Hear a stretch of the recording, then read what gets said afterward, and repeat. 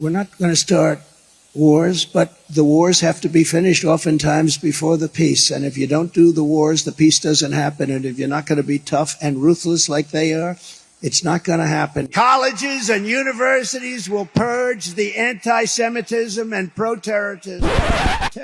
What you're doing, the terrorism, this pro-terrorism is so out of control. Nobody's ever seen, or they will lose their accreditation and every last penny of federal student loans. It will not be paid to them, probably shouldn't be paid to them anyway. What's up, guys? I'm Boston Brian from the MeidasTouch Network. Well, Donald Trump, his merry gang of fascists, and their traveling circus continued their anti-American, anti-immigrant, pro-dictator rhetoric and stops over the weekend in Las Vegas and last week in New Hampshire. Like in this example, where Donald Trump once again praises and commends an authoritarian dictator, this time Viktor Orban. The only problem is Donald Trump's not even smart enough to remember which country Viktor Orban is dictator of. Here he is calling Viktor Orban the leader of Turkey before seeing Hungary on the teleprompter and correcting his mistake. I was very honored as a man. Viktor Orban, did anyone ever hear of him? He's probably like one of the strongest leaders anywhere in the world. And he's the leader of, right? He's the leader of Turkey, fronts on both Russia,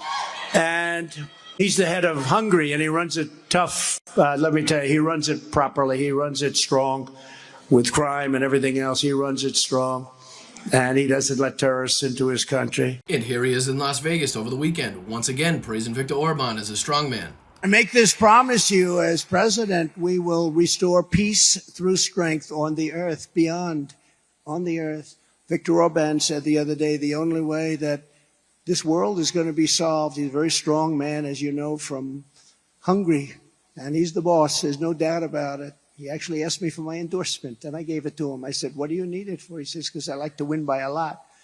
And he did. Of course he did. Well, dictators tend to win by large margins until their people overthrow them or another country gets sick of their shit. And Orban, who's been the leader of Hungary since 2010 and has long been criticized by the EU for his dictatorial and nationalistic rhetoric and policies, fits right into the mold of Donald Trump and the GOP. Now, the link between Donald Trump, the GOP, and Viktor Orban should come as no surprise. As you remember, Viktor Orban was actually the keynote speaker at the 2022 CPAC in Texas. And obviously anybody that watches the MeidasTouch Network has known for a long time about Donald Trump's love affair and admiration for strongmen dictators like Xi Jinping in China, Vladimir Putin in Russia, Kim Jong-un in North Korea, Erdogan in Turkey, and the list goes on. Well, he is very talented. Anybody that takes over a situation like he did at 26 years of age and is able to run it and run it tough, you'd be very surprised. Very smart, very good negotiator. Really, he's got a great personality. He's a, funny guy. He's a very smart guy. He's a great negotiator. He loves his people. Not that I'm surprised by that, but he loves his people. How smart is he? Could you tell? Top of the line. Top of the line. Yeah, they're all top of the line. Our guy's not top of the line. Never was. These are top of the line people at the top of their game. President Xi is a brilliant man. If you went all over Hollywood to look for somebody to play the role of President Xi, you couldn't find it. There's nobody like that. The look, the brain, the whole thing. Top of the line smart, top of the line. How smart is Kim Jong-un? Top of the line. People say, oh, this and that. Really smart. These are very smart. Putin, very smart. Now, he's had and probably a bad year. Don't forget, that whole thing is not, if he took over all of Ukraine. And let's not forget that little-known fact that he used to keep a book of Hitler's speeches by his bedside. Now, when I say dictator, your mind probably automatically goes to a teetotaling vegetarian madman with a mustache known for his genocidal tendencies and mass deportations. Just make sure you keep all of that in mind as you listen to Donald Trump at this next clip. And no, the irony is not lost on me that he's talking about Dwight D. Eisenhower, the man that was Supreme Allied Commander of the Expeditionary Force, who was partly responsible for defeating that dictator you were just thinking about. One day I'll terminate on day one, we're going to terminate every single open borders policy of the Biden administration. And we will begin the single largest domestic deportation operation in American history. We have to. We have to. Not that I want to do that. Dwight Eisenhower, he was a great general, actually, underrated. He's a great general. when he was president, he deported. He was very much into it. He said, you have to come in legally. That's the same with me. Have to come into the country legally, right? Legally. And he did tremendous deportation and, works. But we have all of these people coming in, and we do have many, many criminals and people that shouldn't be in our country, including disease, by the way. People coming in that are very, very sick, and they do pain things. It's just not right what's happening.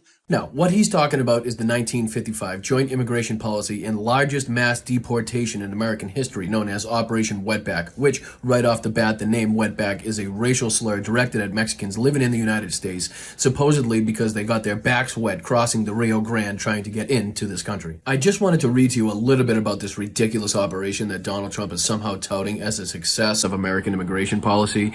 The short-lived operation used military-style tactics to remove Mexican immigrants, some of them American citizens from the United States.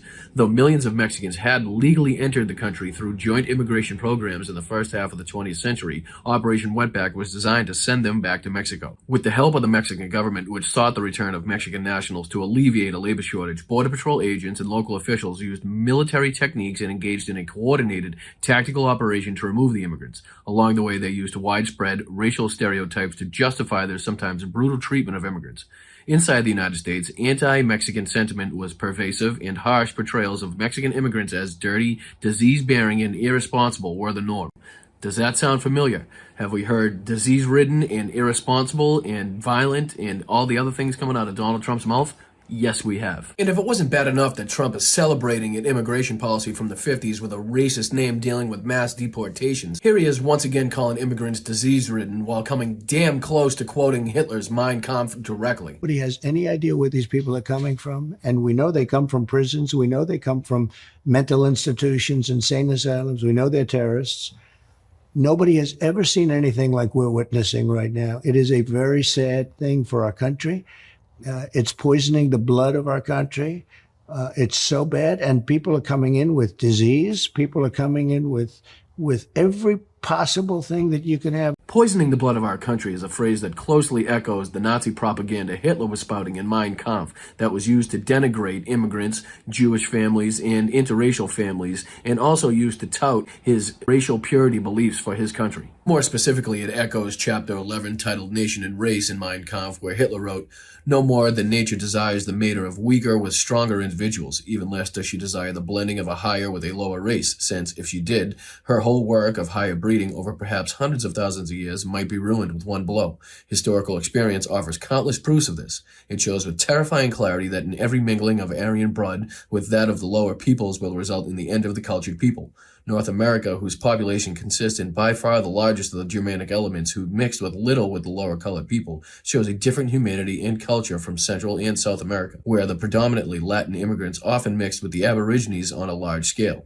By this one example, we can clearly and distinctly recognize the effect of racial mixture. The Germanic inhabitant of the American continent, who has remained racially pure and unmixed, rose to be master of the continent. He will remain master as long as he does not fall a victim of the defilement of the blood." And there are many more examples of this all throughout Mein Kampf, where Hitler is talking about the blood of his people somehow being defiled by immigrants, Jewish families, and mixed-race families. So you can be damn sure the fact that Donald Trump is now pulling this phrase out of his bag is no fucking coincidence. And when he wasn't denigrating immigrants, talking about mass deportations, or quoting Hitler directly, his ultra-fascistic, ultra-authoritarian, ultra-dangerous rhetoric was on full display. He would take a tough guy like these two guys up here.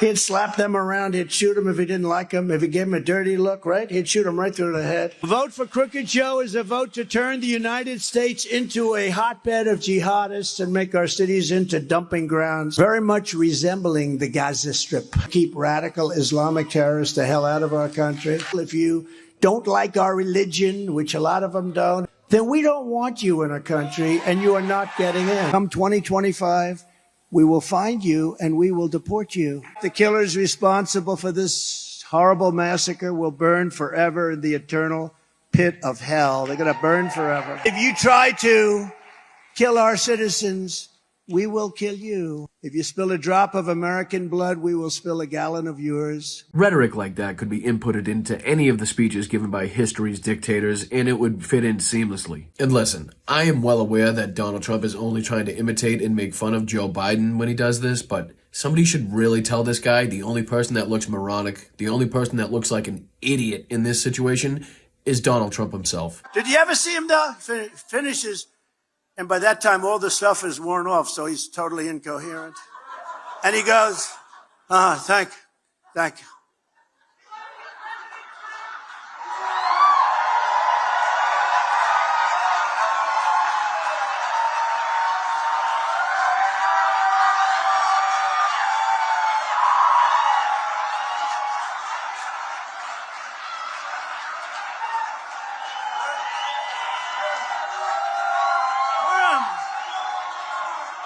All right? Where am I? Here he is just acting like an absolute madman in the midst of some maniacal episode where he just keeps repeating the phrase fat pig over and over and over again, and it's really hard to imagine any more unpresidential behavior than this right here.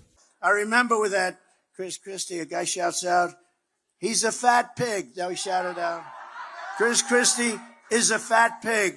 Then they shouted out, Bill Barr is a fat pig. He's a slob. He's a fat pig. You're not allowed to use the word fat. You're not allowed to say that. So they say, Bill Barr, sir, he's a fat pig. And I say, listen, Bill Barr is not a fat pig. What in the hell was that all about?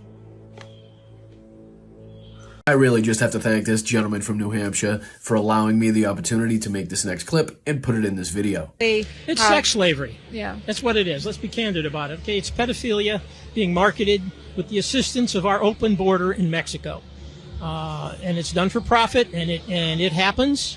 You know, the island. What was his name? Jeffrey Epstein. Epstein, right? Oh, you mean this guy? Who mysteriously committed suicide in a cell that had nothing to do. That he could do it with. Right. You know, all this stuff it's not coincidental, but it appears that there is a very high level ring of people operating this sex with kids ring. You know, buddy, you're absolutely right, which is exactly why we should probably go after anybody that had any connection whatsoever to Jeffrey Epstein. Right? Next, the brilliant mind of Donald Trump found it wise to use his limited campaign time to talk about golden showers. How about going home to my wife on the shower, you know, the golden shower, they called it. And I had to explain that to our great first lady. I had to explain. They said, sir, they said, when you were in Russia. Well, I was there for so short a period. And they said this thing with the golden shower. And I said, I didn't care about the other stuff. The other stuff was, you know, nuclear.